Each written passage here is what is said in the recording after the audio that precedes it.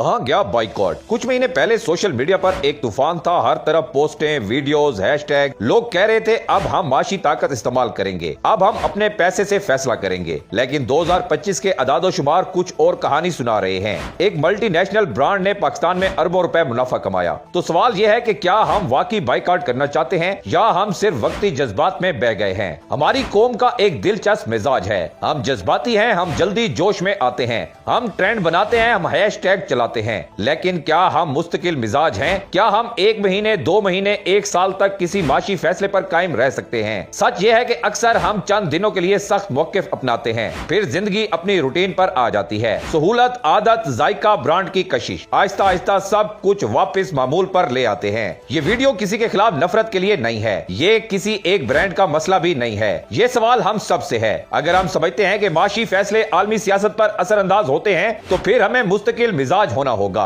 और अगर हम समझते हैं कि कारोबार को सियासत से अलग रखना चाहिए तो फिर हमें ईमानदारी से मान लेना चाहिए कि हम सहूलत को तरजीह देते हैं। मसला बाइकआउट का नहीं, मसला हमारे मिजाज का है। हम जल्दी भूल जाते हैं, हम जल्दी आगे बढ़ जाते हैं। हम जज्बाती तूफान तो खड़ा कर देते हैं लेकिन इसे बरकरार नहीं रख पाते। कौमें नारों से नहीं बदलती, आदतों से बदलती हैं। अगर हम वाकई तब्दीली चाहते हैं तो हमें मुस्तकिल मिजाजी सीखनी होगी, क्योंकि माशी ताकत सिर्फ ट्रेंड से नहीं आती, डिसिप्लिन से आती है। और अगर हम डिसिप्लिन नहीं अपना सकते तो फिर हमें कम से कम खुद से सच बोलना चाहिए। आप क्या समझते हैं? क्या बाइकआउट वाकई मौसर होता है या हम वक्ती जज्बात के असीर हैं? अपनी राय कमेंट सेक्शन में जरूर शेयर करें।